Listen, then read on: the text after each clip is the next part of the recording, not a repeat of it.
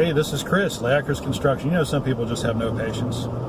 Coming up to a stoplight and oh, I just forgot it. Anyway, did I say Leacris Construction? Yes, we're now at Leacris Enterprises almost. Anyway, you might not be able to tell that my shirt is drenched. And that's because I'm working.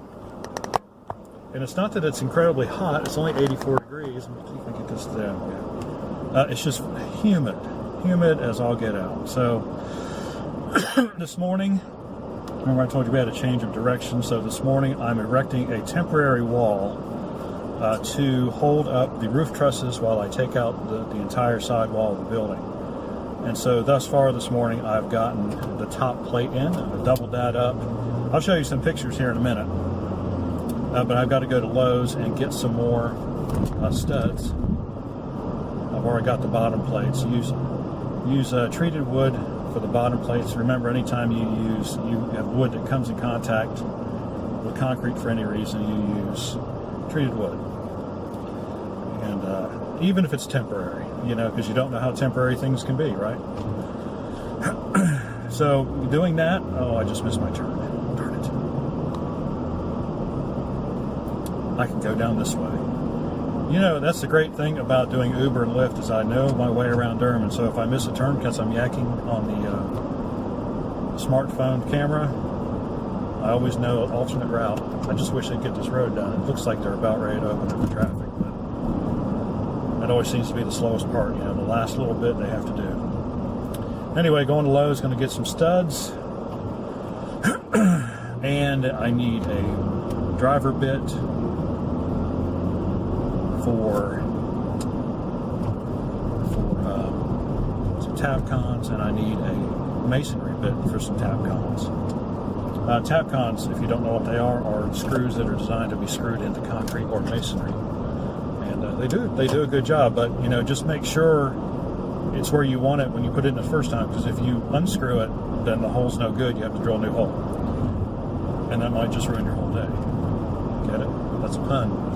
Like a homonym kind of thing. Anyway, I'm going to run and get this stuff, be right back, shoot some video of what I've done so far, and then when we get done, I'll show you the finished product, and then we get to go outside into the hot, hot sun and start tearing down brick. Can't wait. See you soon. Hey there, Chris, Leacris Computers Enterprises. Forgot to get any shots from the inside of the building. I'm really, quite frankly, too tired to care right now because, man, it is so hot out. And it just tires you out, you know, especially when you haven't done it in a long time. So I gave it 7 hours today in the hot, hot sun. Actually, some of it was inside in the very humid and even hotter garage, but at least I had a fan. That helped a lot. So I got the wall braced up. Went outside and very gingerly and carefully took apart the corner of the masonry. So the corner between the east side and I guess that would be the north side they're disconnected now. And of course, every time I look now at the north wall, it looks worse and worse. There's just cracks everywhere. I mean, it's amazing. So, being very, very careful, so I've decided on a plan of action. I dug down, went down about 4 courses of brick below the existing grade, and there's another course of brick. So they got the foundation down in there, but I can see why that corner's failed is because the soil there is awful.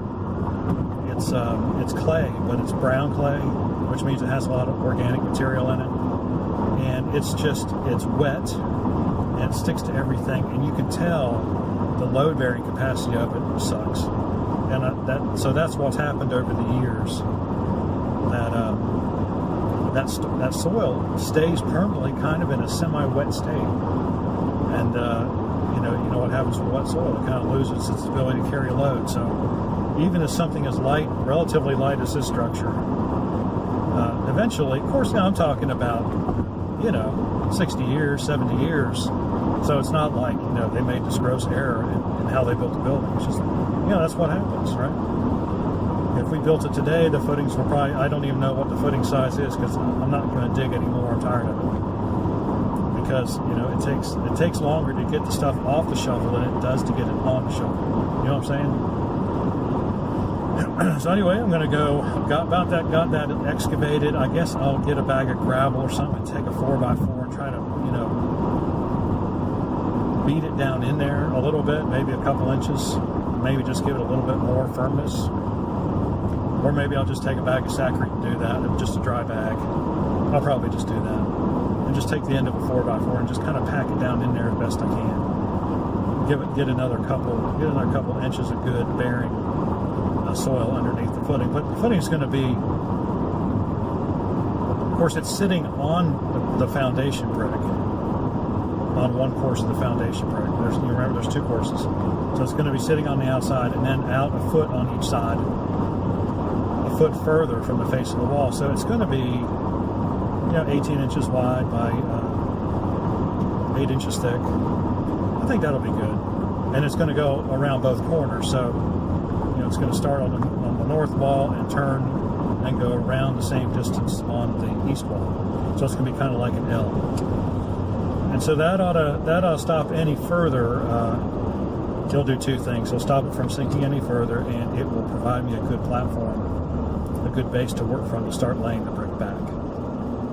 So yeah, so we're going to do that tomorrow. I'm also going to do got to take some more drywall out and just double check some of the termite damage to see how bad it really is. Because, you know, if we replaced everything that had apparent damage, we'd have to just tear the building down. So at some point you have to make a judgment call. And in the back wall, you know, from what I've torn off so far, it's not nearly as bad as the east wall, north wall. The north wall is not as bad as the east wall. So I think we're just going to, if there's some sheathing that needs to be replaced, I think I'll do that, but I think we'll leave the framing alone. Because we're going to catch the corner and then we're going to catch the whole east wall. And so, you know, that'll be good. That's the load-bearing wall. The north wall is not a load-bearing wall. So I'm not nearly as concerned about it. The only load it carries is, you know, the end of the wall. That's it. So not much at all. Not much compared to carrying the wall and half the roof. So anyway, see what else. Anything? I think that's about does it for today. I'll do some video tomorrow, show you what I'm doing. It'll be a little bit more interesting anyway, to see the footing and see, you know, give you some insight on what I'm doing. This is all by the seat of my pants, by the way. I mean, I'm just, you know, just my experience tells me, hey, this would be a good idea. It'll work. You know, there's always 4 or 5 ways to do something. This is the most expedient, least expensive way that will actually work. And so the main thing is just to get a good bearing surface to lay that masonry back up so that we don't see another wall failure within the next 20 or 30 years. Because by then the rest of the building's going to fall down anyway because it's in bad shape. But, you know, a building is a building. I think it's worth saving if you can. Alrighty then. Any questions or comments, leave them in the section below. Like and subscribe. We appreciate it when you do. We'll see you on the next video.